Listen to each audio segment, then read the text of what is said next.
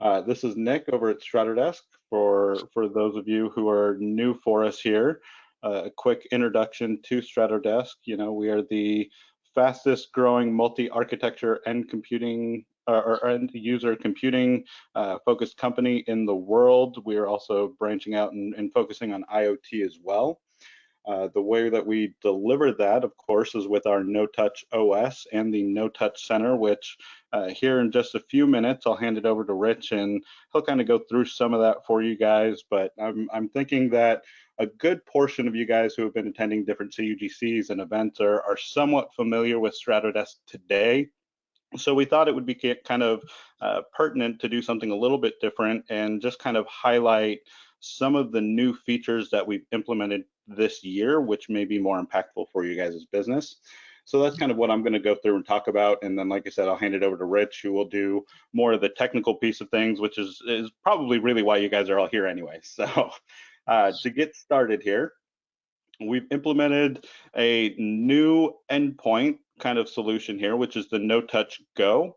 And effectively what this is an 8 gig USB drive that has our No-Touch OS pre-installed on it. And of course, you can buy that with a license or without if you already own our licensing.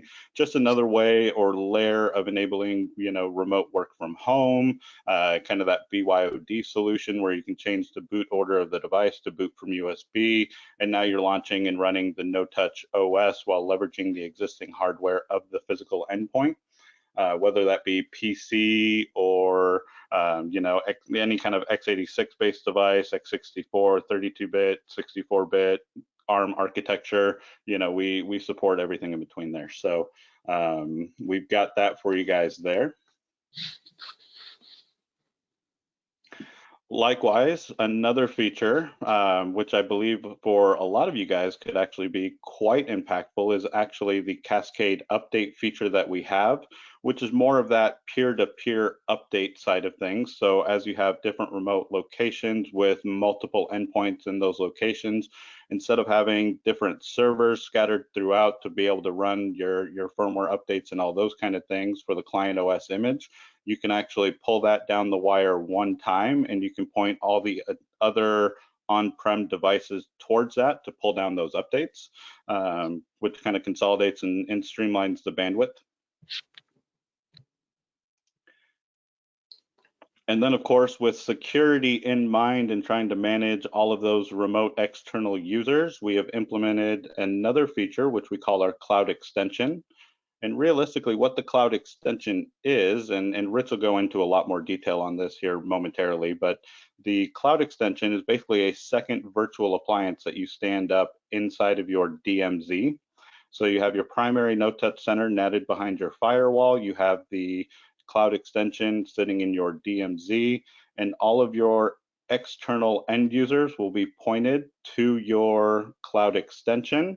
There's a one-way SSH proxy that goes from your No-Touch Center behind your firewall to the Cloud Extension.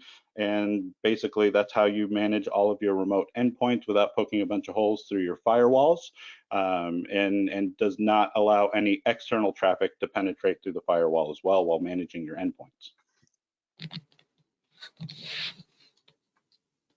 Likewise, on the subject of cloud, I know Citrix is doing a lot with Microsoft and Azure, and cloud is another big proponent for how you can manage your endpoints at home. We offer the No-Touch Center as it's a very lightweight OVA virtual appliance, which can be stood up on-prem or in the cloud, something you guys can host within your Citrix environment with Azure if you're doing Citrix Cloud. We can also do it with AWS, all of those kind of things. It's one of those that we can host it for you, or you guys can host it yourselves, or as the system integrator, you can, you know, host it for your customers.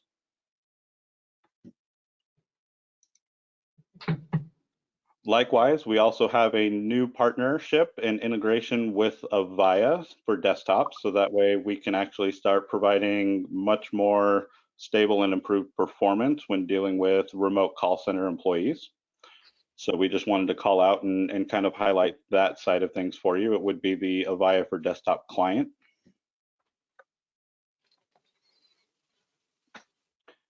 And expanding for ease of use and deployment, of course, with our OS and our company, we have various OEM agreements and partnerships out there, and we've recently entered an agreement with A-Trust to where you guys can actually have another alternative for buying thin client hardwares with our OS pre-installed. A-Trust focuses on x86 based endpoints, Raspberry Pi based endpoints, all of those kind of things, which can all be managed in the same management appliance simultaneously. So you don't have to have, you know, different vendor management centers for different hardware versions. And A-Trust is another great opportunity for us to be able to provide you some more diversity when looking for endpoints for your desktop refreshes. And kind of going into one of the last things we'll be looking at and talking about, as most of you are aware, Microsoft Teams is definitely a big component, and Citrix has done a fantastic job of developing in conjunction with Microsoft and implementing the Teams optimization. We do support that within our solution as well for x86 based hardware. Currently, there is no Teams optimization for the ARM chipset, but we're hoping to see that in the near term. No definite commitments on any side of the fence for sure, but you know, that's something that we have today and where we're at. So anyone utilizing Teams, needing the Teams optimization, we can help and support that. And to round it up, guys, those are kind of the big key updates that I have for you. I'll be handing it over to Rich here in just a moment. If you guys have any additional questions, you'd like to go through a free trial, we do offer that through our website. You just go to stratodesk.com. Up at the very top, you'll see a free trial button. Go ahead and click that. You guys can sign up utilizing your company's email address, and that'll get you going.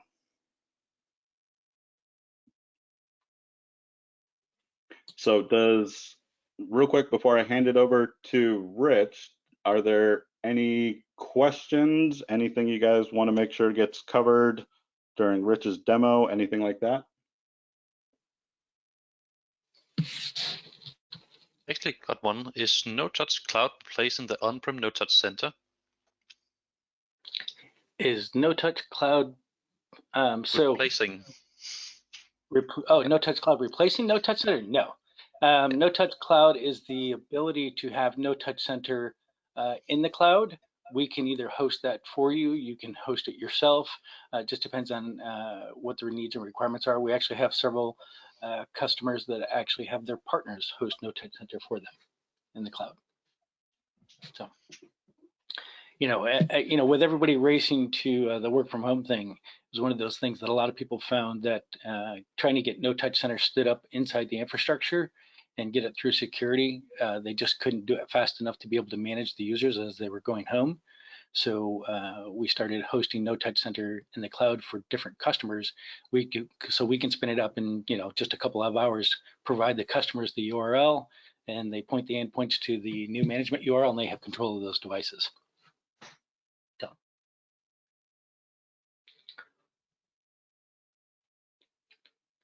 All right.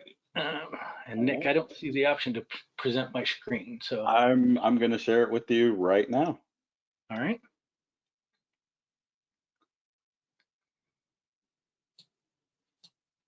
Let's see. Show my screen,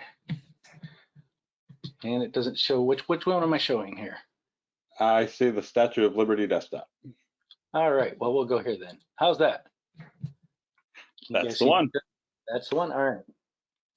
So again, as Nick pointed out, Stephanie and everybody, so thank you. We're going to jump into the technical aspects of this.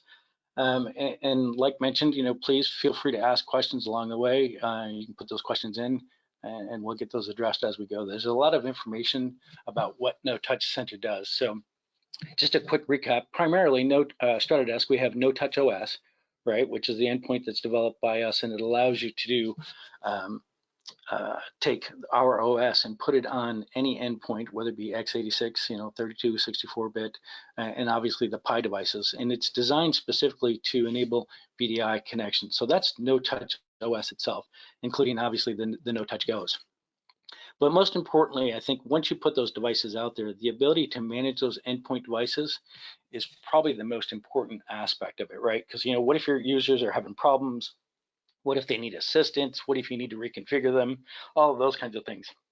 And the ability to do that, whether the devices are inside the infrastructure or natted behind somebody's, you know, private home firewall, the ability to manage those devices and control them is obviously the most important thing.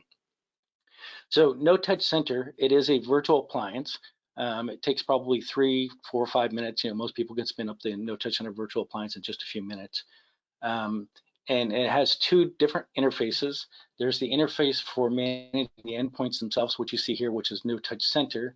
And then there's the virtual appliance side, which is what allows you to configure and manage the appliance itself. And so there's a couple of things that I like to point out when we're going through. So configuring the virtual appliance itself, you know, there's lots of different options and configuration things. And the things to point out in here is obviously the appliance comes with a file store. So you can actually put files there, such as, you know, wallpapers, those kinds of things, even potentially different applications that you may want to be able to deliver out to the endpoints. Firmware updates, those kinds of things can be applied to the file store for the virtual appliance. And then I like to point out that the No Touch Center virtual appliance does include a PXE server. So if you are using PXE for your users, you have the ability to do that, including the option to do, you know, PXE Live Boot or PXE install. So we've actually had people using the PXE server to do remote deployments of existing endpoint devices, where they just choose the option to have a PXE boot install rather than a PXE Live Boot, and they can actually replace the operating system on those endpoints using PXE. And interestingly enough, we've even had a customer use SCCM to push out the No Touch OS with the install option. So they've converted, you know, other devices right over to No Touch OS remotely, and it's worked out really well. So then within additional configuration options within the virtual appliance, and I think one of the key ones is the host name. And this is really important in that if you're inside the infrastructure, you can simply set up a DNS A record for TCMGR, because anything that is running No Touch OS on boot will try to resolve TCMGR. And if it can resolve TCMGR, it will automatically check into the management interface, and you'll have the ability to manage those devices with automatic discovery simply by having a DNS-A record, okay? You can also do email-based lookup for those that are outside of the infrastructure. So, and we'll talk about that in a few minutes as well, probably. Another thing to point out is the firewall configuration. We include all the information about the firewall configuration. So you can see the different ports and services.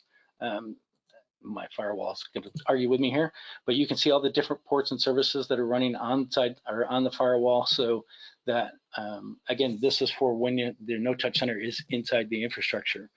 So, you know, if you're not using PXE, obviously you can turn off TFTP, those kinds of things. So it gives you a visual reference of what ports and services are running where, so that way you can manage the firewall. The cloud extension. Now, this is one that has been real important this year. And basically, and I'm going to pull over another an article from our KB site, because this points this out a little bit better.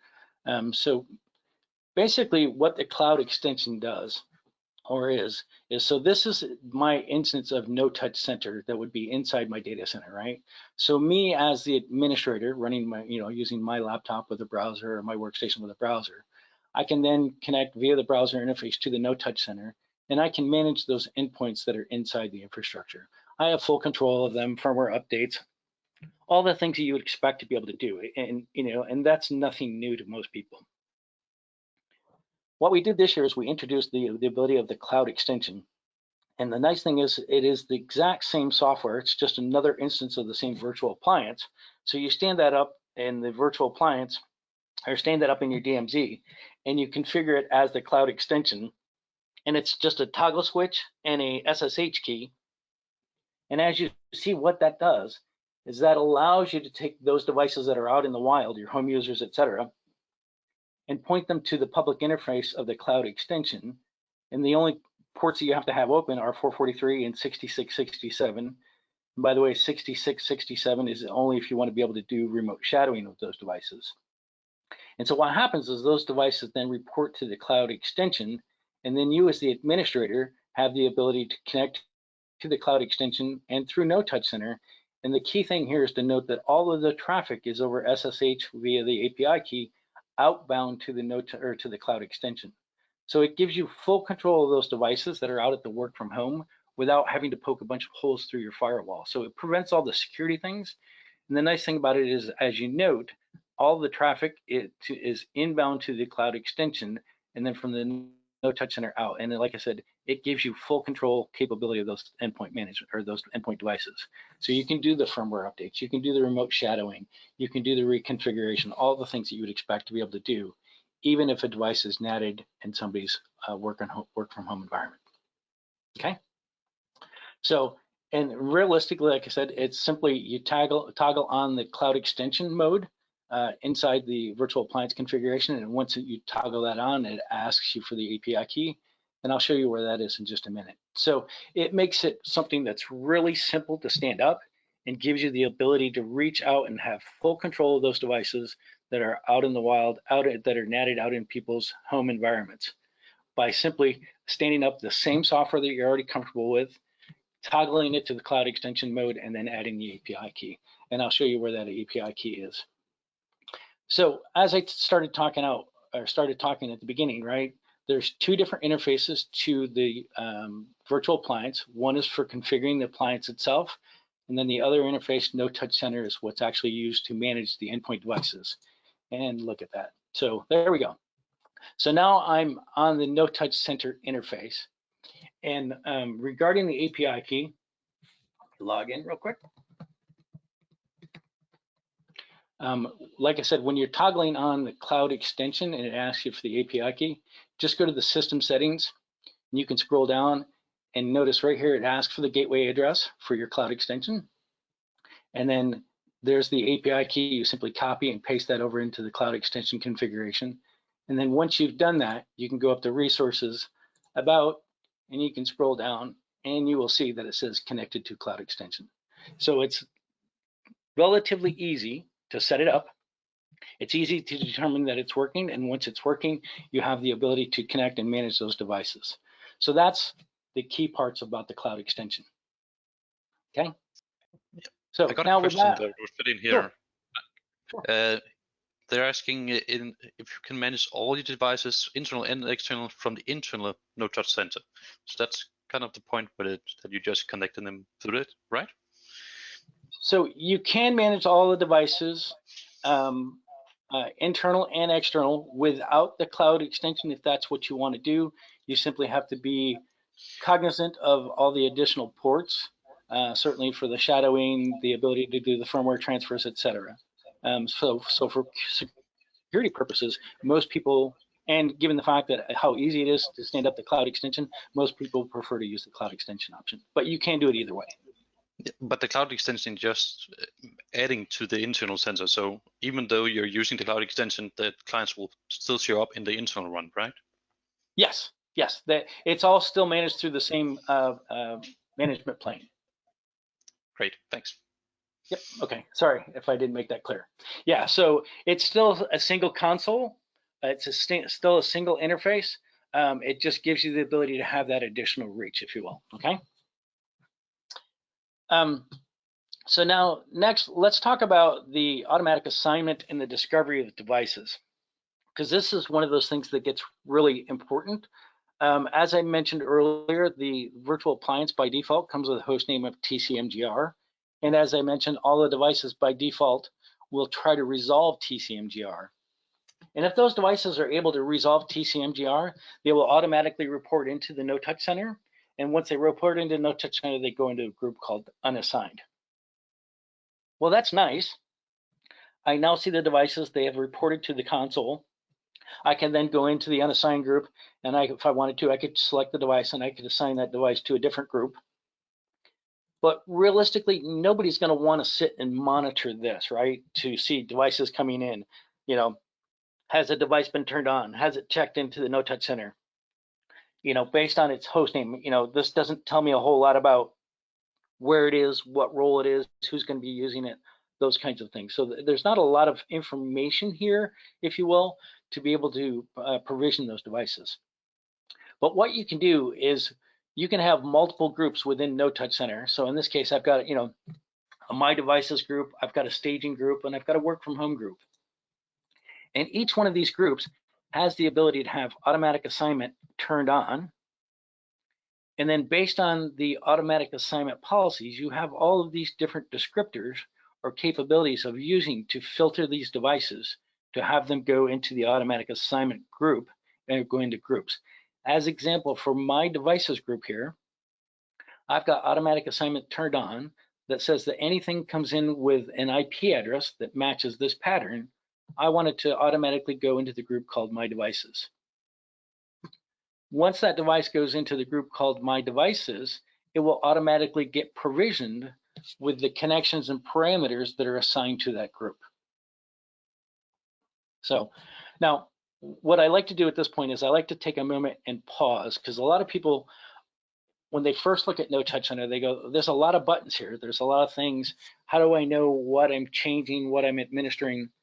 And the first thing I like to point out is the fact that it is an inheritance hierarchical model, meaning anything that I set at the group level is going to populate and go down to every device that's part of that group. And of course, you can have subgroups, and those settings will apply downward as well. Anything that is unchecked means it is either default or inherited. And I'll show you that right now. So as example, if we go here, you notice I've got, the Citrix connection. And with the Citrix connection, because it is checked, it means that it is set at this level, okay? Now I can go down to different devices and I can look at the same Citrix connection, right? Because it's inheriting. It is unchecked, but that's because we're inheriting it, and we tell you where we're inheriting it from, okay? So don't let all the different buttons overwhelm you. In fact, the other thing that's important to point out is once you choose a connection type, you'll often get expanded options for that connection type. So as example, so let me show real quick here. What we'll do is we'll just go up and say new connection, and we'll just say test, because we're not going to give this any particular assignment. And as soon as I create that test connection, you notice it populates to all the other devices that are part of that group. I can then choose connection mode, and then you see all the different connection options that I have, including obviously Workspace App and Workspace Hub. So, and there's some really cool things about the Workspace App, and I'll show those in just a moment. But the fact that all these different connection options are there, and then once you choose them, you'll see that different features and functions come up according to them, so that it'll give you the extended or optional parameters for that specific connection type. So, and for this group, one of the things that I think that it's really important to point out, excuse me, regarding the Citrix Workspace app, is if you scroll down, and actually I'm just going to do a quick Control F and search for it. We're going to go to search for version. With the Citrix Workspace app, this is one of the really nice things that Stratodesk does with No Touch OS, is the fact that we actually, as part of the firmware, we actually include multiple different variations of Workspace app. Because we found that that's really important, even if we include, in fact, actually we just last week released the 2009 version. I just haven't updated one of my images to include that yet, but we found that people may need to have different versions of the Workspace app simply because of the way that their environment is set up, different applications, different deliveries, etc. It's nice to get the latest software, but if you have to have a specific version of Workspace app to be compatible, you have the ability to choose that specific version if that's what you need to do, okay? It's also important to point out with the Citrix stuff that we have, all the HDX options are included, so you can enable all the different HDX parameters, et cetera, that you may need to reconfigure, including the webcam optimization and all those components. So everything is included for you to be able to do that. Now, once you've put and created those connections and have those configurations out to your different endpoints, and like I said, once I create it, it then populates out to the devices. I can go to the group, and I can right click and have all the different options to reboot the machines, power down the machines, so silly things such as send a text message where I may be wanting to assist a user, those kinds of things. If a user is asking for assistance, I can send a text message to say, hey, I need you to do something, etc. All those kinds of things. The information's there. Announce basically is our method, if you will, of telling a device that it needs to check in to the No Touch Center to see if there are changes or updates. And by default, anything that is running No Touch OS will do an announcement every 60 minutes. And of course, you can go ahead and change that if you need to, depending on your deployment. So let's say that now we've got the devices so that the devices are checking in. They've reported into my No Touch Center, either based on the email or based on the DNS lookup. I've also got automatic assignment configured so that the devices will check into my No Touch Center based on different parameters, properties, etc. I can assign those devices to different groups. Once they go into different groups, they get all their different connection parameters, including potentially, VPNs, different security settings. You can actually change the host name of the devices. I mean, that's, I can go into networking and I can say that I want it to change host name based on different parameters. So I can say, the host name generation mode is the MAC address plus a prefix of NTD, or you could make that, WFH, so work from home. That way you can identify those devices rather quickly. Now, when it comes to identifying devices, et cetera, and providing different support, the things that I like to point out with that is No Touch OS, the operating system that goes on the endpoints, has several pre-configured hotkey options. Example, Control-Alt-S displays all the system information on the on-screen display, meaning the host name, the MAC address, what version of software it's running, its management URL, all of that type of information is displayed on the screen. But as support people, or the people that are in the support center, when they're working with users, it's often difficult to say to a user, can you tell me your MAC address? Can you tell me your IP address? What's your host name? And typical users, we don't get those answers, at least answers that are meaningful to us. So one of the other hotkeys that No Touch OS does is No Touch OS has a hotkey that is Control-Alt-I, which sends an identify task. So I just did that to one of my endpoint devices, and I go to the identify task, and I see that device is now just shown up in the identify panel. I can then click on that device. I can now see all of the information about that device. I can see, when it last announced, was it reconfigured? I can see its host name, what version of software it's running, its MAC address, all the information that's pertinent to that device I now have visible to me, without having to ask the user to do anything except for press Control-Alt-I. So from a support perspective, that's really helpful. So now I can see all the information about that device. Now, let's say that I needed to be able to assist that user for whatever reason, like typical, like within the Citrix environment, we often see where somebody will say, well, I've got a USB webcam plugged into my device. And we as the Citrix administrators may need to know the vid-pid pair of that device to be able to forward that device. Or it could be, a pin pad or something like that, where you're trying to get diagnostic information to be able to determine, do I have the right USB policies to allow that device to come in? So what you can do is you can actually then, again, I've highlighted the device. I can click on web access. And what that does, that gives me the ability to open a web panel directly to that endpoint device, just as if I was sitting at the keyboard and mouse of that device. So I'm now connecting directly to the interface of the endpoint. I can see all the different configuration information. I can see the information about that device that we were just looking at in No Touch Center just a moment ago. And again, going along the lines of the debug information for the USB, I can click on debug information. I can go to USB, and now I can see exactly what USB devices are connected to this physical machine. So again, if I was looking at, this is a Logitech keyboard, but if I was trying to assist this user with helping their webcam work, and they had some random generic webcam that I was unaware of, I could now see the vid-pid pair of that camera, and I could potentially make a USB exception policy to allow that vid-pid pair through.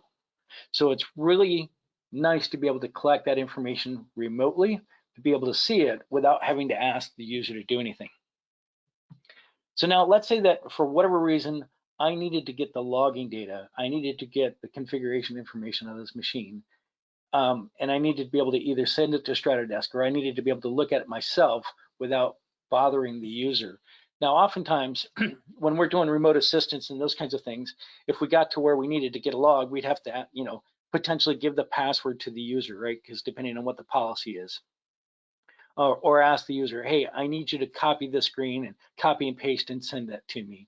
All the different hoops as support people that we may have to do to be able to get that user to get the information to us. Well, one of the really nice things is I can click on support file, and now as you see, it says waiting. So what's happening is that endpoint right now is collecting all of that data.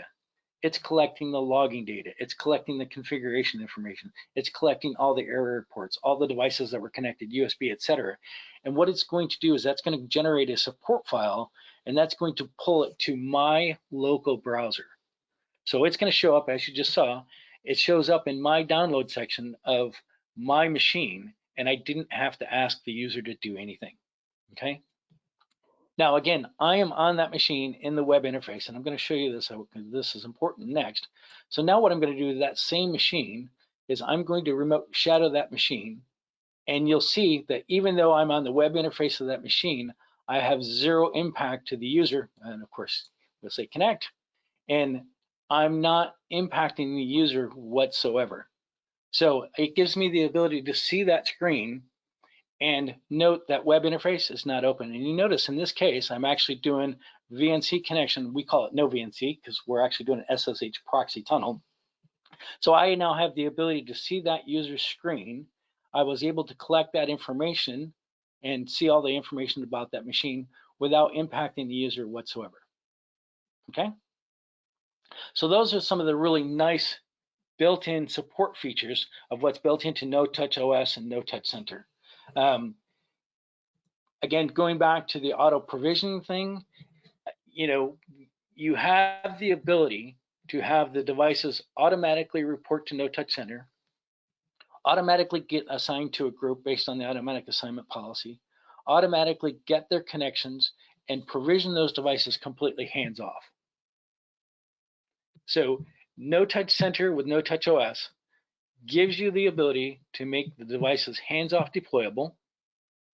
For those users that would be work from home users, obviously you can pre-provision the devices and send it to them, or they can actually use the email discovery method. But basically what happens is the first time a device boots up, if it cannot resolve TCMGR, it goes to a first-time wizard. And they have the option at that point to type in the management URL, or they could say my email address is myemaildomain.com, and then based on the MX record lookup, you could redirect them to the public URL of your cloud extension and have those devices report in, and you have the ability to manage those devices from then. All the things that you would expect to be able to do with endpoint management is built into No Touch Center. You have the ability to do firmware updates. So let's say that I need to update the firmware on a device. I could choose what version of firmware. And what's really nice about this is, to us, the firmware is simply an object, meaning I can roll back firmware just as easily as I roll forward, okay? So let's say that we pushed out a version of firmware, and for whatever reason, we just determined that we needed to go back. I could simply choose an earlier version, select that version, tell it that I wanted to do it at announce or at reboot, and I could schedule the reboots for those jobs, and then have the devices automatically pull their firmware updates. Question about the firmware, actually. Mm-hmm. If you have a group setting, which is a location for one of your branch offices, and it has different types of devices, is there a way to push different firmwares to those devices based on the group and some settings? Yes, so each group has the ability to have its own settings of firmware. Right here, you choose what version of firmware. So you could do that at the group level. Like I said, you could have subgroups. And what's really nice is No Touch Center is actually intelligent enough within the group settings. You could actually say that I want it to be a specific version of firmware. And No Touch Center, let's say that you had x86 devices and Pi devices. No Touch Center is actually intelligent enough to send the right version of firmware to those endpoints. Okay? Great. Yep. So, so that reminds me of one of the things that I wanted to point out. So let's say that we actually had, this is how people moved from infrastructure users to home users. And likewise, going reverse, this is how you move people that are work from home back to inside the infrastructure. If, there's multiple ways to do it. But as example, we had a very large customer that needed to move their users to work from home, just as soon as possible. And so what we did is we worked with them to set up the cloud extension so that they had a public facing URL. And what they did is they went to their entire group of devices. So, multiples of thousands of devices, and they chose the non-standard management URL. And instead of using the internal URL, they put in the URL for their cloud extension, right-clicked on the devices, set actions, announce that configuration change to all of the devices, then did an announcement in the buildings and told their users to pick up their machines and take them home. It was that easy. They took them home, they connected them to their network, they had the new management URL for the cloud extension, they reported into No Touch Center, and they had the exact same level of control of them as they did when they were inside the infrastructure. Okay, so moving the devices to inside to outside is that easy. You could even do the same to move them to a cloud hosted instance of No Touch Center, if you will, or vice versa, back and forth. It's simply changing the direction of the URL of where the device is going to be managed, and the device will report in, and you can have control of the device. While I take a breath a second, any other questions? Yes. I actually have two different questions about certificates. Okay. So the first one is, how can we manage and deploy VPA2 enterprise certificates to multiple clients, and how to revoke them and renew them? So, let's talk about certificates in general, and then we'll go to the WPA2. So with certificates, let's say that your storefront certificates, you could choose certificates and you can drag and drop the certificates in here, and they become available for the devices once the devices connect to be able to pull those certificates. And once you have certificates, obviously those are global certificates, but you may have machine specific certificates. So you could have machine level certificates, okay? And what we found with the WPA2, and a lot of people have doing, is they'll do something similar to where they create a connection, and we actually support SCEP, which is Simple Certificate Enrollment Program, right? So then you create a SCEP connection, you point to the certmonger or the SCEP server, and the device can then connect to the SCEP server, request its certificate, download it to the individual device, and have that certificate available to them at the machine level. Okay? Yeah. I think the other question was actually answered as well. It was how to deploy certificate to endpoints. That has always been challenging, but I'm guessing that's enterprise route, so on. That's what you actually showed that just before as well. Yep. So, while you're looking at that, Martin, so one other thing that I'd like to point out, because this is probably the question I get most with Citrix people, is when they're configuring their storefront connections, people will say, well, our Windows devices connect to our storefront, but our No-Touch OS devices don't. And I would say probably 90% of the time, it's simply either a certificate issue or a storefront configuration issue, because obviously No-Touch OS, being Linux, uses the Linux workspace for app, so it gets routed through the storefront differently than what the Windows receiver does, or the Windows workspace app. So what I tell people is try to use a native workspace app and see if you can connect to your storefront, your NetScaler URL, to get your provision. If you're not getting connection, if you're getting a failure for whatever reason, try a browser connection, such as Chromium or Firefox, and see if that goes through. If that goes through, which I expect it usually will, that usually is indicative that there's a certificate problem between the Linux endpoint and the storefront configuration.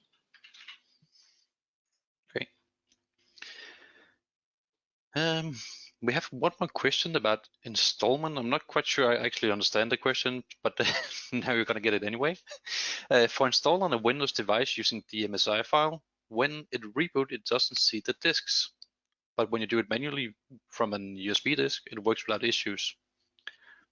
So I'm not quite sure what the MSI file is doing, to be honest. So that's probably a setting in the BIOS for the secure boot. So basically, one of the options with No Touch OS is to do an install with an MSI file. Again, you can do the MSI option with the live boot or the MSI option with the install, so they would install. And depending on what the BIOS settings are, obviously for protection of the device, you may have BIOS settings that are preventing the secure boots or preventing access to the disk. Okay, makes sense.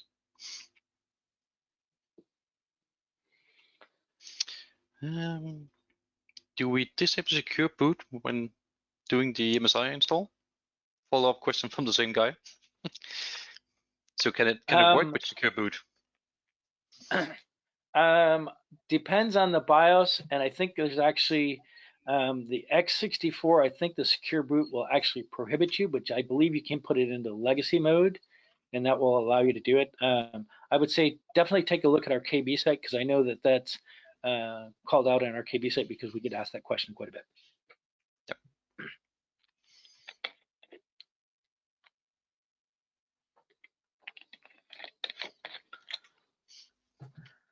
So rather than having dead silence here for a minute, I'll let people think about additional questions. So I point out here that we have a staging group, because that's one of the things that we find a lot of people when they're talking about remote devices. What they do is they have them come into a staging group that gives them the ability to pre-configure, if you will, based on staging, and then give them either a host name or some other different piece of data that makes them identifiable to a group, such where you may have accounting or payroll or processing or manufacturing. So you can have them come into a staging group, and then based on that, you can then redirect them to another group where they'll get a different URL for the job tasking. From our URL pool, this gives you the ability to, like, let's say that I have global devices, and obviously I may not want devices from the Philippines or from India reaching all the way to the US to pull their firmware update. So I could actually have a No Touch Center instance, or just a file repository instance of No Touch Center sitting in a cloud host more in that geographic region, and then specify that URL pool, and the devices will be able to pull that from there rather than pulling it across the globe.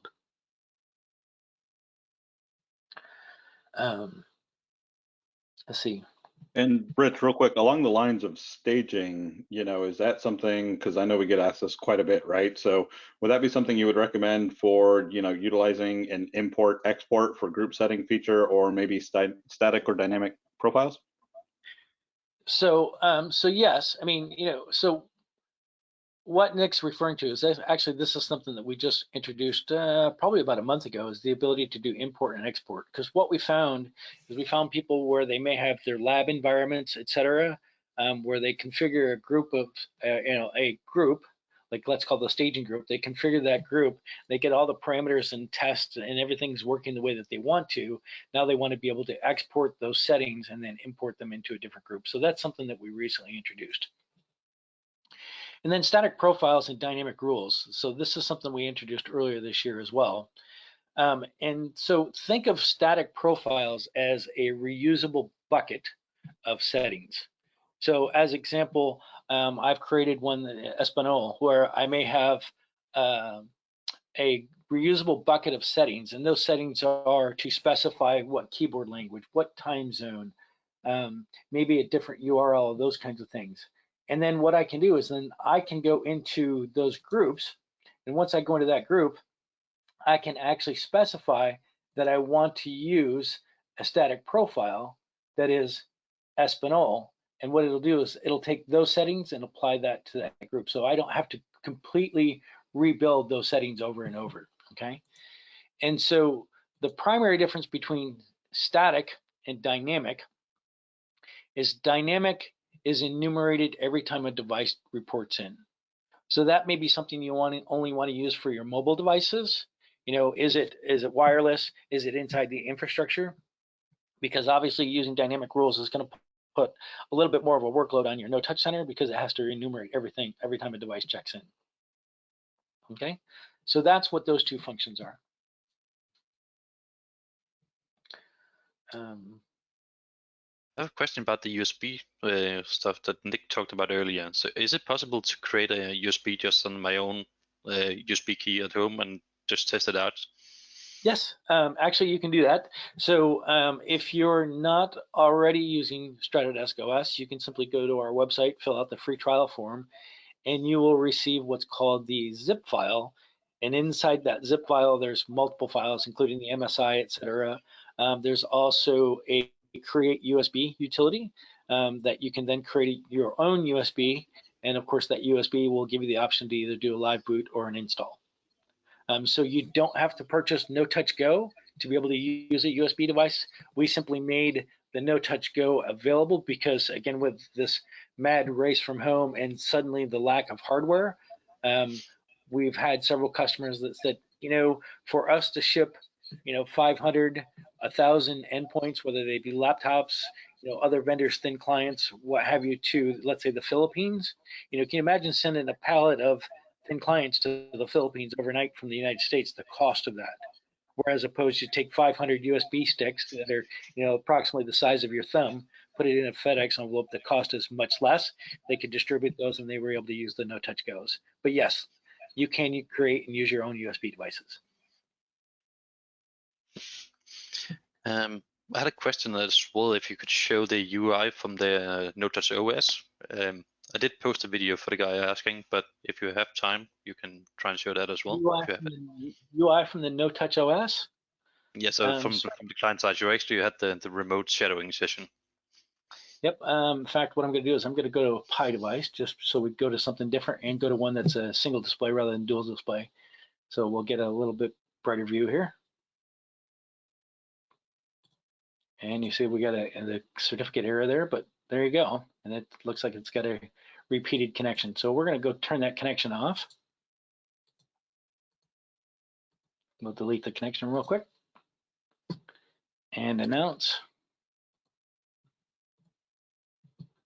And while that's doing that, let's go to a different device here. Let's go, that one's dual display, I believe.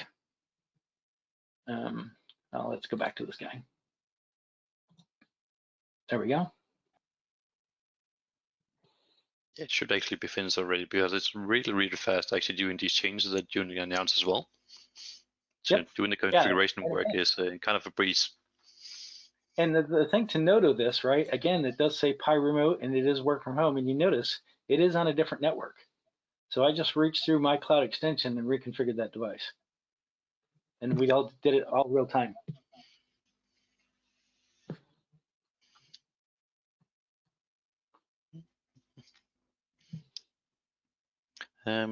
So just to return to the firewall ports, what was actually needed from the client side to get in to the cloud extension and then on from the client from the cloud extension and into the internal network? Can you swap back to that picture? Let me pull that back up here. Just to return to all the security questions that we saw in the beginning that was on the focus of the minds.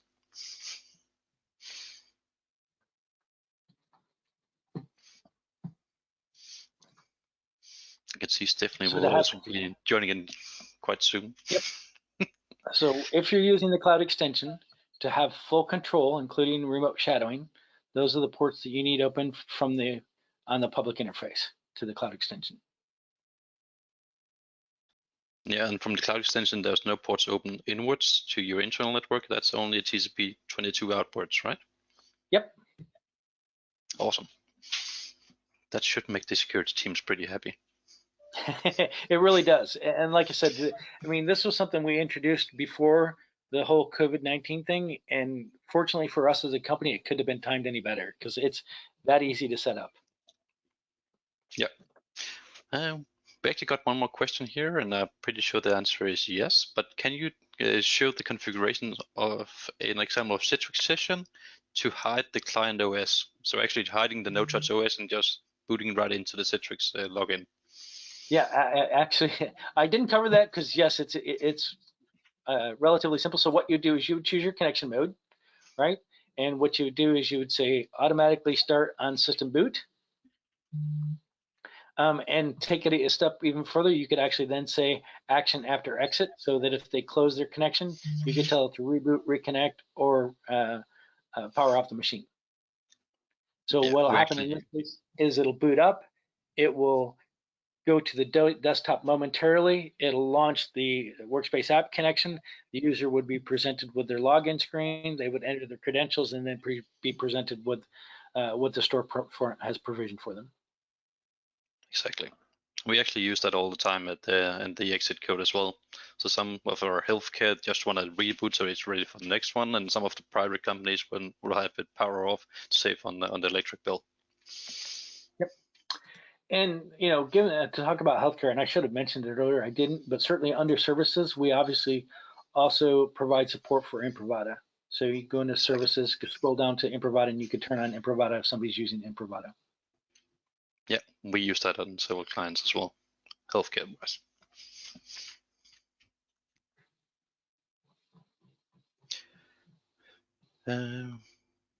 How are we on time, Stephanie? It's around the hour, I think. Yep, we're right at the hour. I think yeah, exactly. So if you got to, right? okay, if you want to take a couple more questions, no, and then we can. There's a few more polls. Sorry, that was my my bad. Yeah, no, we do have one more poll that was wanted to run just really quickly. We didn't want to give you poll fatigue at the beginning of the webinar.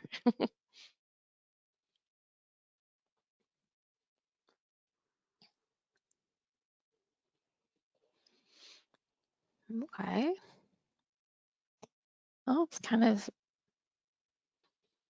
big, not too many big front runners here. Let's see. Give me just a few more seconds. Certainly. All right. Close that one out. I'll share the results for you. Can you see that, Rich and Nick? I'm still seeing my screen, I think. Oh, okay. Yeah, I think sometimes when I share the results, it depends on what screen you're looking at. I can see it. No, I can certainly see it as well. Okay, good. And then there's just one more, and I think that I have to say, I'm launching it right now. What would you like to see in the next webinar? And I don't know how anyone could pick less PowerPoint, because this was a great example of a webinar that did lots of examples of being in the environment. It's great. And I'm going to throw in the chat for you while y'all are doing that. I'm going to throw your survey link.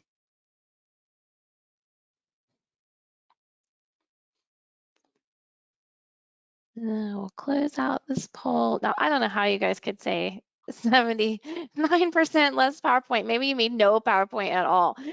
There were very few slides, people. That's the simply remote click. Boom.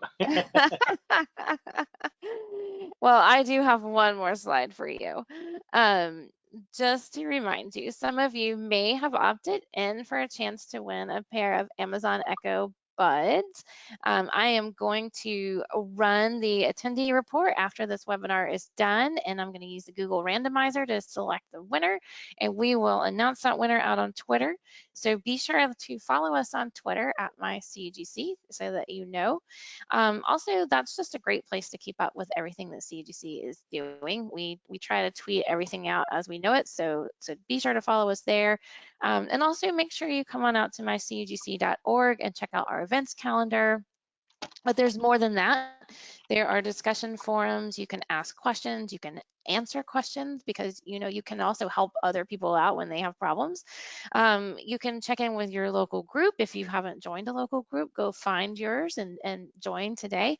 And then also, like I mentioned at the top of the webinar, you can find all the latest webinar recordings, and we have lots of technical blogs, even one recently from our friend Martin here about an upcoming Citrix Converge 2020. So if you want to know what that is, go to mycgc.org, and his blog is on the homepage. Go read it.